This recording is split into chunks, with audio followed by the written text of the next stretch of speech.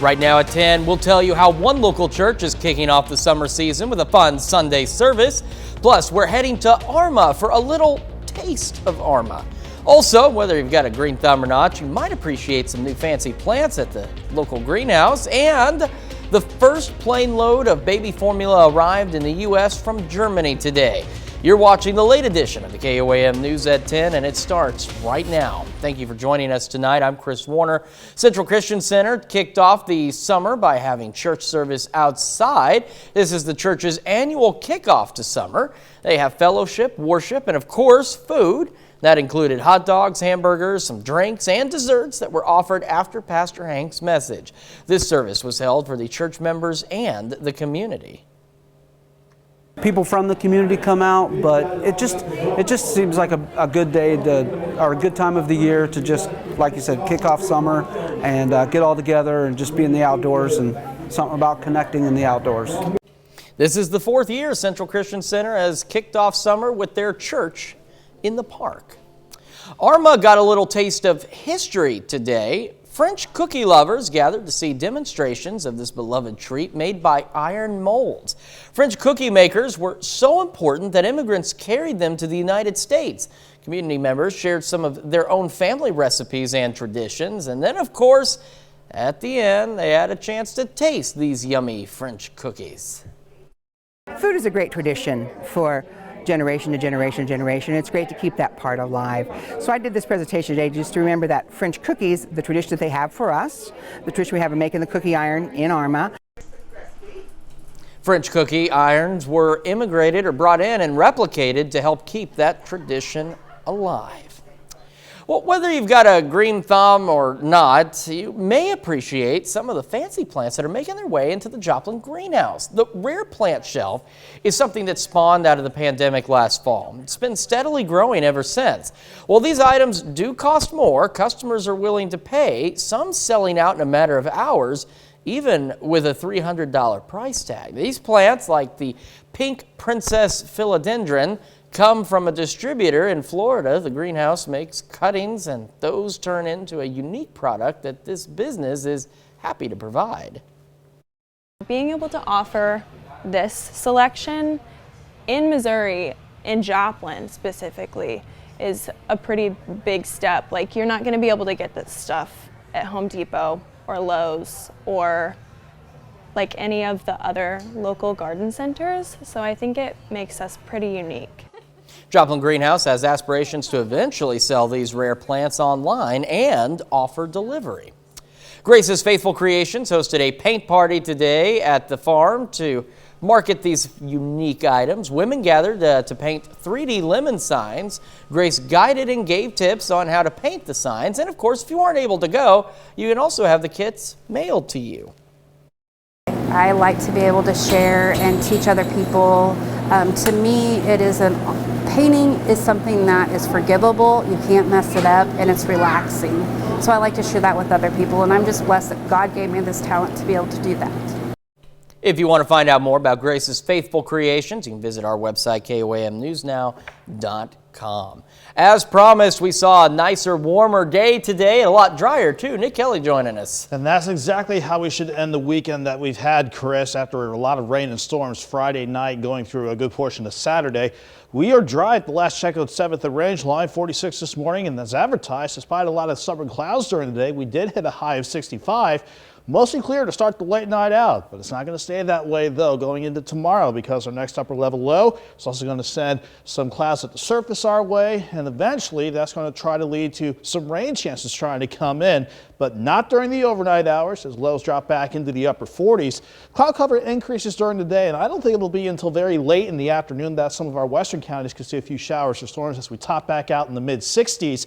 But looking at the last final week of May ahead of us, mild but below normal for a good portion of the week. Plenty of rain and storm chances to watch, but a warm up for sure by the upcoming holiday weekend. But are we going to deal with any rain for the holiday weekend? We'll break this down for everybody coming up in a bit, Chris. All right, Nick, thank you. The first plane load of baby formula arrived in the U.S. from Germany on Sunday as the Biden administration tries to resolve a shortage hitting too close to home for parents across the country. CBS News correspondent Elise Preston reports from New York. The U.S. military cargo plane carrying 78,000 pounds of desperately needed baby formula landed in Indianapolis. Sunday's Operation Fly Formula flight from Germany was the first of several expected from Europe this week. The C-17 brought in 132 pallets of Nestle brand specialty formula. It is a large shipment of very specific and specialized formula. Formula for moms and dads who have children who have allergies, where the regular formula just simply will not work. The White House is scrambling to bring relief to parents across the U.S. struggling to find formula. The shortage worsened when the nation's largest domestic formula manufacturing plant was shut down in February after a whistleblower raised safety concerns. Federal officials say Abbott Nutrition's Michigan facility may resume operations in the coming days, but it will take about 2 months before product is ready for delivery. At least 4 babies have been hospitalized in South Carolina because of complications related to the shortage. These planes that are landing right now are going to provide some incremental relief in the coming days. We're going to keep working on it over the course of weeks. And in an effort to prevent formula price gouging, New York City Mayor Eric Adams declared a state of emergency on Sunday. Elise Preston, CBS News, New York. Operation Fly Formula flight to transport Nestle specialty infant formula to Pennsylvania is scheduled for the coming days. While on Capitol Hill, FDA Commissioner Robert Califf is set to testify this week in another hearing on the formula shortage. We take this time now to honor one of our many 4-state heroes. Carl Shaw Jr. served in the U.S. Army from 2003 to 2006. His hometown, Independence, Kansas. We're proud to recognize Captain Carl Shaw Jr., tonight's 4-state hero. And remember, learn more about other heroes or nominate one of your own. You can do that anytime at KOAMNewsNow.com. Up next, North Korea reporting a big jump in COVID-19 cases. Take a look at this. It's our Tower Camera of the Towers. It is sponsored by R.E. Smith Construction. This is as work continues on the KOAM More Power project. This is an extraordinarily important project. That's why we tell you about it every newscast. If you want to learn more about the project, you can go to our website, KOAMNewsNow.com/power. Well, North Korea is reporting a big jump in COVID-19 cases. North says nearly 220,000 additional residents have said that they've had feverish COVID-like symptoms. Now, so far, the North has reported almost 2.5 million likely coronavirus infections since the outbreak began last month.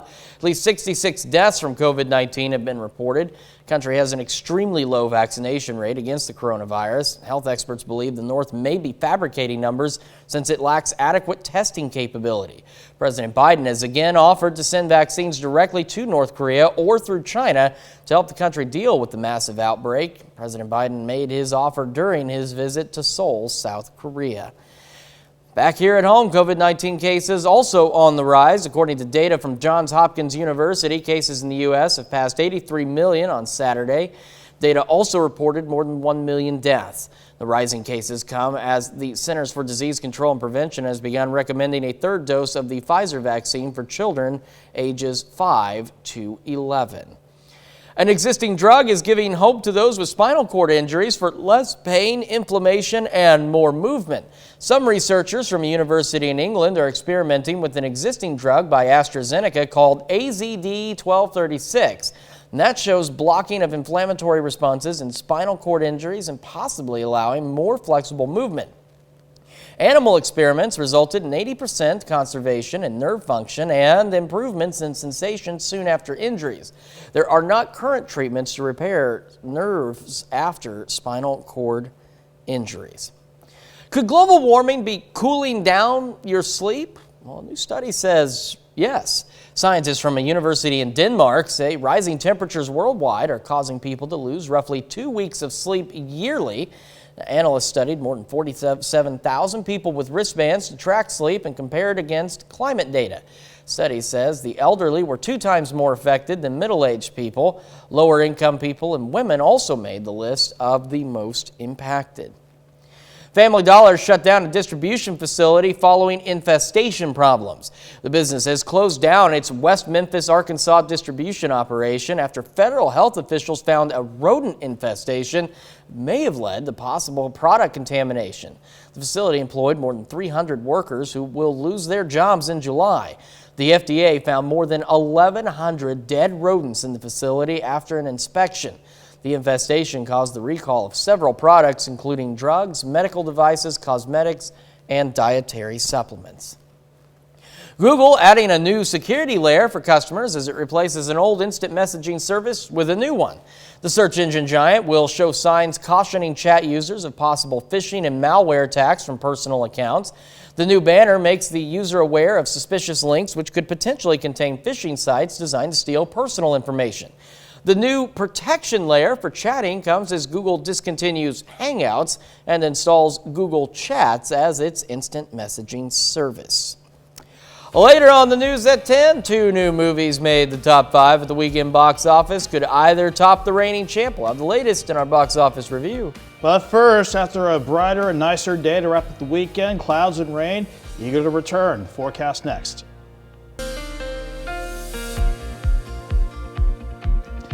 It was nice that we ended up dry to wrap up this weekend, but we do have rain chances yet to return once again as early as maybe late tomorrow afternoon. But today was all about the clouds. We had some partial clearing late last night, very early this morning, but during the course of the morning hours, we had an extra influx of clouds come in from the south, and then it just took its time clearing from west to east throughout the course of the afternoon. But despite the clouds, we did see an improvement in temperatures over the compared to the past 36 hours for that matter.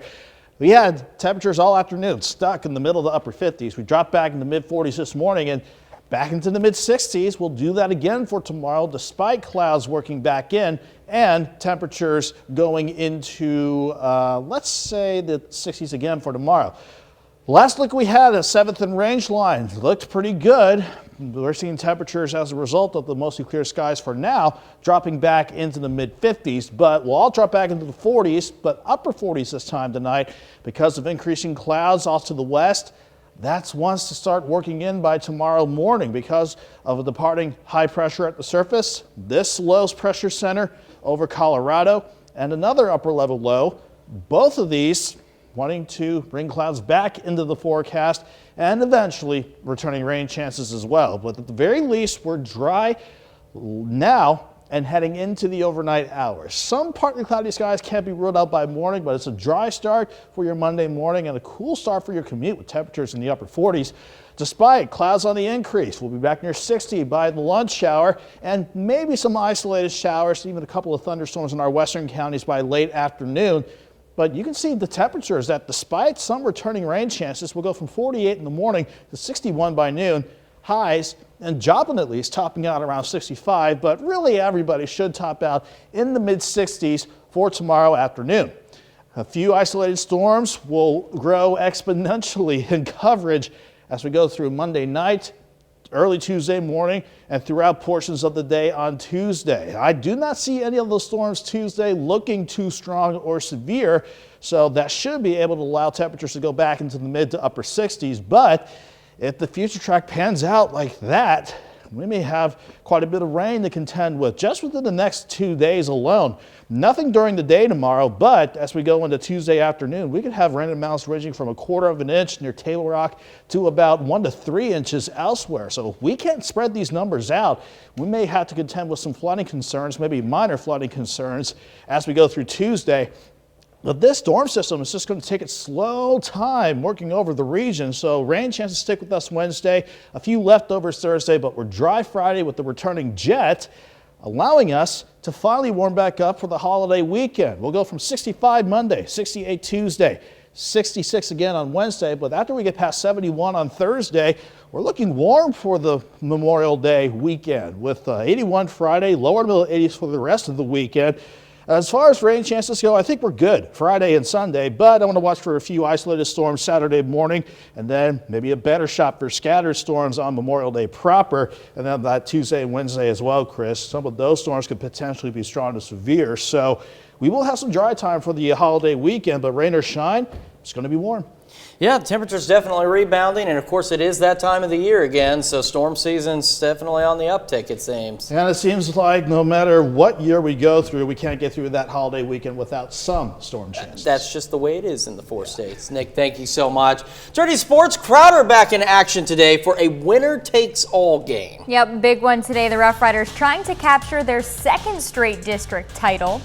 Plus, Diamond Softball is gearing up for the Class 2 state semifinals. We caught up with the team next.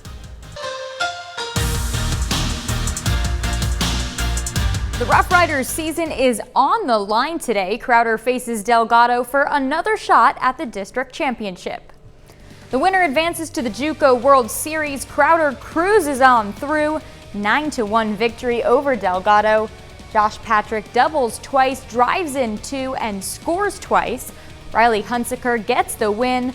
The Rough Riders claim their 2nd straight district title and are headed back to Grand Junction. The Diamond Wildcats have made it to the Class 2 state semifinals for the 2nd straight year. The Wildcats returned 7 starters from last year's Final Four team. A more experienced Diamond will face Kennett on Monday in the semifinal. Last year, both teams saw their season end in the semifinal round. They met in a consolation game, which Kennett won 6-2. So these two teams have some history. The Wildcats are hungry for revenge and feel more prepared for the pressures of the tournament this time around. So last year we were nervous because it was our first time ever, but we've worked really hard this year to be strong and know that we're going to come back to the Final Four, and we're just really working on mentally how we're going to prepare, and we're going to come out strong with our defense and hitting. We're feeling really confident. We played Kennett last year and we lost to them, and we want revenge. We're ready to go and get it. In the Class 1 state tournament, Jasper is still competing for the state title. The Eagles will play in the state semifinals for the first time in program history, facing Holcomb on Monday. Holcomb is 26-6, and they made it to the championship game last season. Jasper, though, is red hot right now. They've outscored their opponents 37-5 this postseason. They work hard in practice and do things well and are very coachable. I told them at the beginning of the season that they need to be prepared to go to the Final Four, and I don't think one of them believed me. And throughout the playoffs, they've really gained a lot of confidence because of the way we've played. We've played really well since districts, and I'm pretty proud of them. Early start for the Cards this morning as they go for the sweep over the Pirates. First inning, Nolan Gorman drops one into deep center. It's his first Major League RBI. A bit later, Brendan Donovan finds the same spot. Double scores 2. Cards up 7-0 in the second. Keep them coming. Albert Pujols launches it into the stands. That's a solo shot. He does it again in the 9th. 3-run jack off a Pittsburgh position player. Worth mentioning that Yadier Molina pitched today as well. He didn't do so hot, but anyway, all 10 batters in the Cards lineup record an RBI. Wild game, St. Louis stomps Pittsburgh 18-4.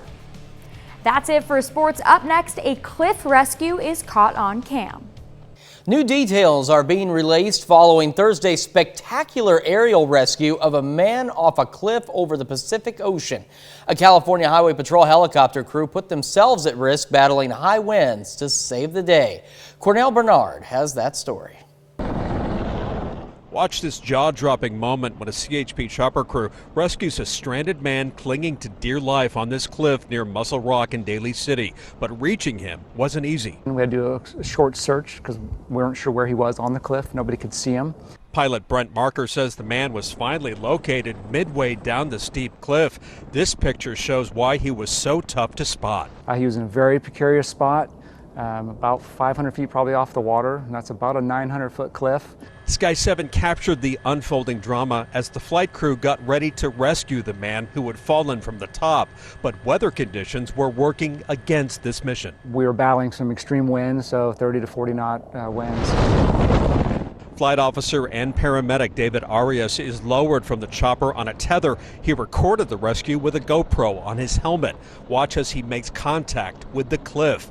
At first, the man grabs onto Officer Arias' legs. He actually grabbed onto me, which is a very dangerous thing he did, because if I were to have swung away from him, he could have potentially fallen off the cliffs.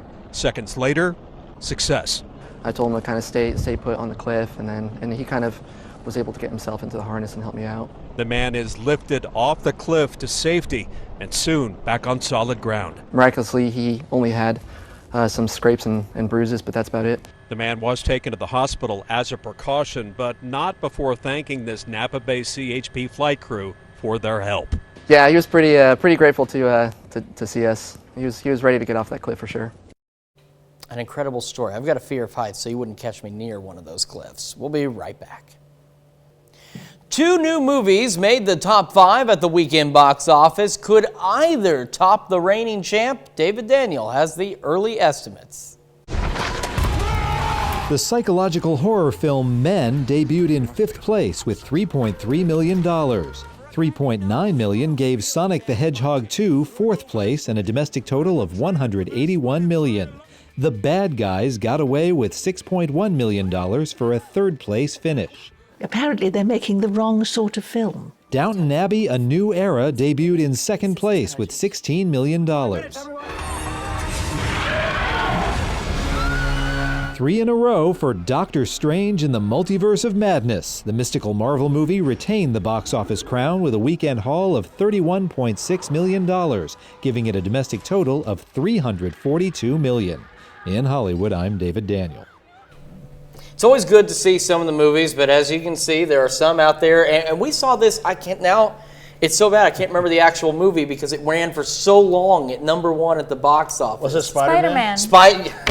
Thank you. Yes, Spider-Man. If it's not Doctor Strange, it's some other Marvel movie. Yeah, exactly. Something else reigning #1 is the forecast over the next 12 hours at least. Yeah, we're going to keep quiet during the overnight, but once we hit late Monday afternoon, Monday night, Tuesday, Wednesday, that's when rain chances will really start to ramp up. But we'll keep highs mild in the middle to upper 60s for the next few days. All right, guys, thank you. That is our time for now. We got the morning show at 5 a.m. We'll see you back here next weekend. Thanks for making us part of your night.